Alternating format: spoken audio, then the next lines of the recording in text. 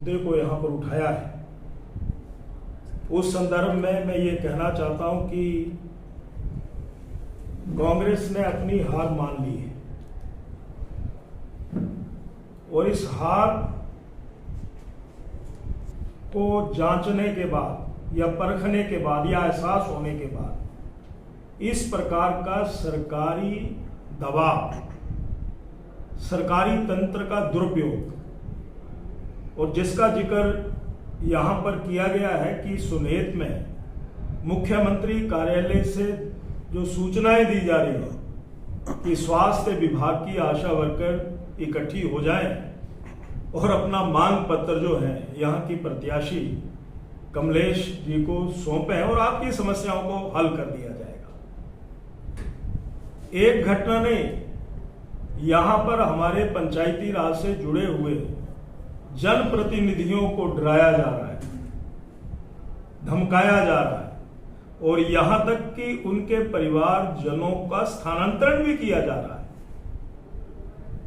जो छोटी मोटी दुकानदारी करते हैं, झंडा लगाया है, तो वहां पर भी सरकार का जो इंस्पेक्टरी राज है वहां पर जाकर के ये कह रहा है, आपको जानकारी है सरकार किसकी है? महिला मंडलों की बहनों को ये कह करके कि आप हमारे साथ चलो, आपके मान सम्मान की हम पूरी चिंता करेंगे। तो मैं सिर्फ ये कहना चाहता हूं कि ये कांग्रेस का जो ये प्रचार है ये क्षण भंगुर है, सिर्फ 6 दिनों का है। कांग्रेस की चमक तो फीकी पड़ चुकी है और लोग अब 13 तारीख का इंतजार कर रहे हैं। पटकथा लिखी जा चुकी है, दीवार पर पढ़ने वाले पढ़ना शुरू कर दिया है, पर मुख्यमंत्री इस बौखलाहट में किस प्रकार के बयान दे रहे हैं?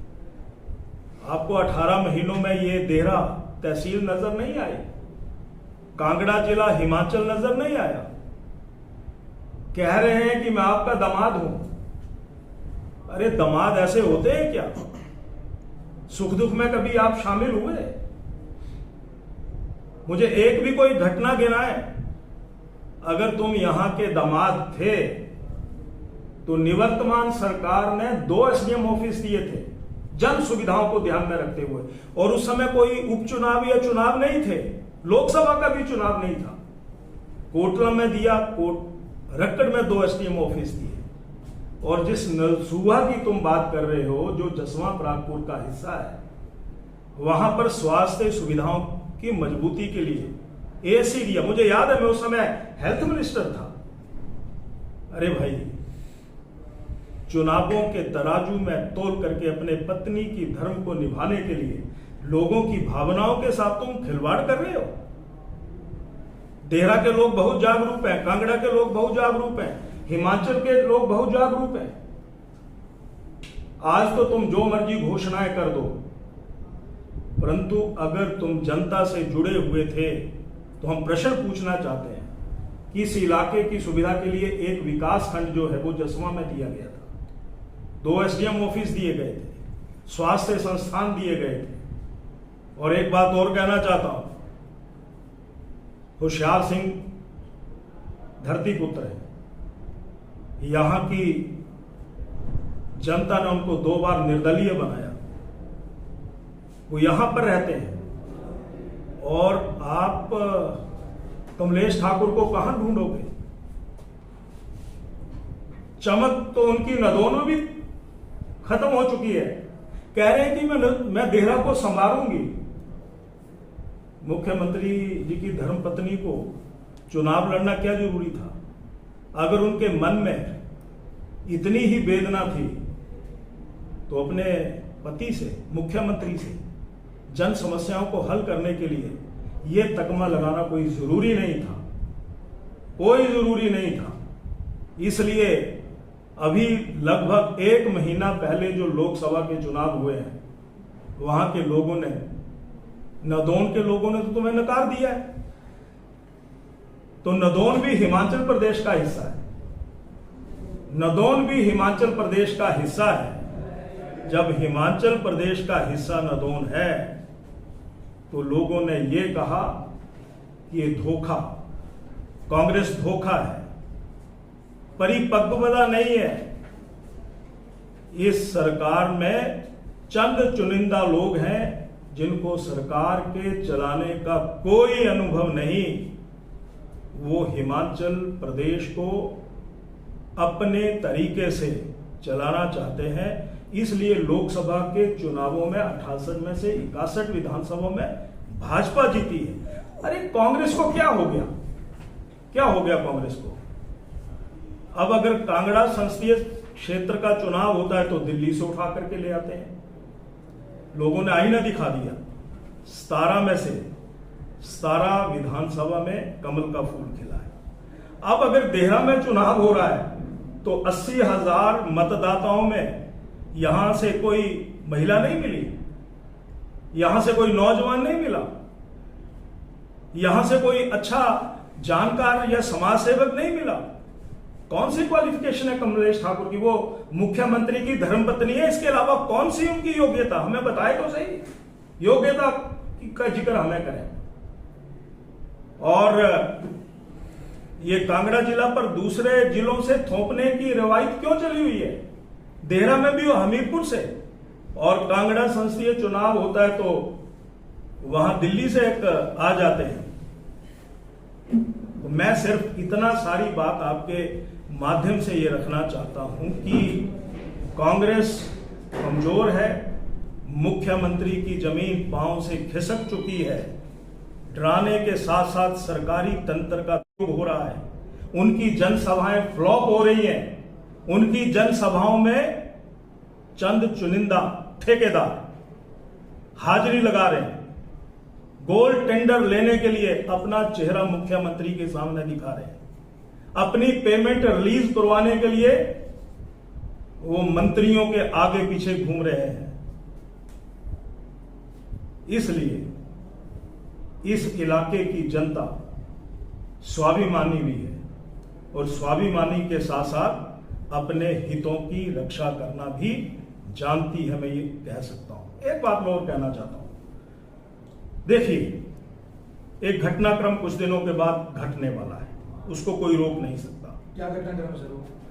वो घटनाक्रम आपके सामने आएगा, उसकी नींव 10 तारीख को रखी जा रही है और ये गूंज जो है ये दिल्ली तक पहुंचने वाली है। कांग्रेस ने लोकसभा के चुनावों के बाद एक कमेटी का गठन किया है कि ये बताया जाए कि हिमाचल प्रदेश में कांग्रेस की ये दुर्दशा क्यों हुई। ये कांग्रेस के हाईकमान ने कमेटी गठित की है, सर्वे हो रहा है, रिपोर्ट जा रही है। कांग्रेस के बीच में बहुत बड़ा तनाव है, अंतर्युद्ध चला हुआ है, इसलिए कि ये अपने ही बोझ के तले दबने वाले हैं। ये घटनाक्रम का आभास हिमाचल और विशेष करके देहरा के मतदाताओं को इस रूप में महसूस होने लगा है। ये भी मैं आपके सामने सारी बात रखना चाहता हूं। और पत्नी के धर्म के लिए मुख्यमंत्री जी, मैं आपको देख रहा था, सरकारी गाड़ियां जा रही हैं, पर उन गाड़ियों के अंदर जो बैठे हुए तुम्हारे लोग हैं वो तुम्हारे नहीं, वो मजबूरी में तुम्हारे साथ हैं, वो मजबूरी में आपके साथ चल रहे हैं। और अगर आपने 18 महीनों में बहुत कुछ किया होता तो आज तुम्हें वोट मांगने की जरूरत नहीं पड़ती, बिल्कुल नहीं पड़ती। लोग अपने आप कहते हैं कि एक अच्छी सरकार, सुशासन वाली सरकार, और अपना, जैसे तुम कह रहे हैं कि मैं यहां का दामाद हूं, वो भावना लोगों के दिलों में जगह बना लेती। तो इसलिए मैं सिर्फ यहां पर यह कहना चाहता हूं। और देखिए हालत तो देखो, हेलीकॉप्टर का दुरुपयोग हो रहा है। अरे पत्नी के धर्म के लिए शासन राजधर्म को त्याग दिया, हेलीकॉप्टर रोज चलता है शिमला से, कभी ज्वालामुखी उतरता है, कभी कांगड़ा उतर रहा है, कभी नालागढ़ जाते हैं तो बद्दी उतरता, हमीरपुर जाते हैं तो गुम्हारवी उतर रहा है। ये पैसे का दुरुपयोग तो है। पैसे का दुरुपयोग है, यानी जो उसमें ईंधन खर्च हो रहा है, सरकारी मशीनरी का दुरुपयोग हो रहा है। तुम्हारा मुख्यमंत्री जी, ये जो राजतंत्र है ये जनशक्ति के आगे टिकने वाला नहीं है। भारतीय जनता पार्टी विचार के साथ आगे बढ़ रही है, धरती पुत्र की आवाज को जन जन तक पहुंचाने का काम कर रहा है। और यहां के जो उम्मीदवार हैं होशियार सिंह जी, उन्होंने 700 करोड़ से अधिक योजनाएं के लिए पैसा यहां पर लेकर के आए हैं। तो मैं इतना ही कहना चाहता हूं, फैसला दीवार पर लोगों ने लिख दिया है और सभी तरफ से एक ही आवाज है, नहीं, लोकतंत्र में जनता की आवाज को जिंदा रखना है, धरती पुत्र की आवाज को जिंदा रखना है। इन सारी बातों को मैंने आपके सामने यहां पर रख दिया है। आजकल तो एसपी ऑफिस की बात हो रही है, एससी ऑफिस की बात हो रही है। कभी कहते हैं, मैंने तो ये भी सुना कांग्रेसियों के मुंह से कि हम राजधानी भी यहां ला सकते हैं। ये 10 तारीख तक है, ये 10 तारीख तक है। तो इन सारी बातों को मैंने आपके सामने यहां पर रख दिया है। आपको और विशेष करके जो हमारे श्री राकेश जम्वाल जी ने, जो हमारे पार्टी के सीनियर नेता है, उन्होंने विषय की शुरुआत की है। हमने शिकायत भी कर दी, यानी आशा वर्कर्स को इकट्ठा करके कमलेश ठाकुर प्रत्याशी है, कौन सी योग्यता है? हम इकट्ठा होकर के वहां जाएंगे भी अगर एसडीएम और डीसी ने इस पर नोटिस नहीं लिया। तो इन सारी बातों को लेकर के हमने प्रेस वार्ता यहां पर रखी है। आप सुबह सुबह ही हमारे कहने से शॉर्ट नोटिस में यहां पर आए हैं, आपका मैं बहुत बहुत। परमार साहब, आप बोल रहे हैं कि 10 तारीख को घटना घटने वाली है, तो एक आपके भाजपा प्रत्याशी होशियार सिंह जी ने एक इंटरव्यू में दावा किया है कि सुक्खू के ऊपर रेड गिरने वाली है ईडी की। क्या ये घटना उससे ताल्लुक तो नहीं रखती? नहीं, मैं तो मुझे इस विषय में कुछ नहीं कहना कि और जो एजेंसीज हैं वो किसी राजनीतिक पार्टी के इशारे पर काम नहीं करती है। कहां किसको जाना है वो उनका अपना प्रव्यू है, अधिकार क्षेत्र है। मैं घटना की बात प्रत्याशी दावा कर रहे हैं इस बात का नहीं, वो उन्होंने कैसे कहा है वो जाने, पर मैं तो ये कह रहा हूं कि ये 10 तारीख का जो चुनाव है ये भविष्य के बहुत से रास्तों को प्रशस्त करने वाला है, ये मैं कह रहा हूँ। सर, लोगों में चर्चा है कि सीएम करीबियों के पर जो केंद्र एजेंसियां हैं वो रेड कर रही हैं। जिला हमीरपुर से इसकी शुरुआत हो चुकी है, क्या कहेंगे? वो केंद्रीय एजेंसियों के जो स्पोक्समैन हैं, आप उनसे जानकारी प्राप्त करें। मैं तो राजनीतिक प्राणी हूँ, मैं राजनीतिक घटनाक्रम के ऊपर बोल सकता हूँ, जो घोषणाएं हो रही हैं मैं उनके ऊपर बोल सकता हूँ, पर वो प्रीव्यू उनका है, वो आप उनसे जानकारी प्राप्त करें। जी, आपने जो एक शिकायत की है चुनाव आयोग को, अगर कार्रवाई नहीं होती है फिर उस पर भाजपा क्या करेगी? इसीलिए सबसे पहले हमने प्रेस को बुलाया है।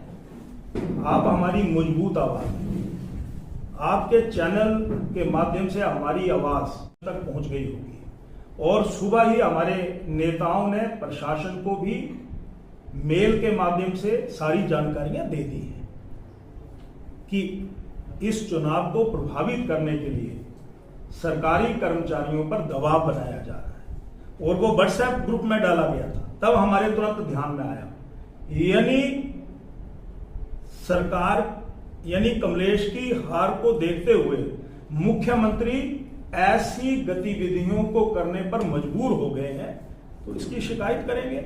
हमने अभी भी कहा है जिलाधीश महोदय से कि अगर वहां आशा वर्कर्स आई, आशा वर्कर्स हमारी बहनें हैं, उन्होंने कोरोना में बहुत बढ़िया काम किया है, हम उनको सलाम करते हैं, वो हमारी कोरोना वॉरियर्स हैं, परंतु दबाव शायद उनके ऊपर हो सकता कि आइए मांग पत्र दीजिए, हम आपकी समस्याओं को हल कर देंगे। हमारा उनके प्रति कुछ नहीं, दुर्भावना नहीं है, प्रशासन के प्रति हमारा रोष है, ये कहना चाहता हूं।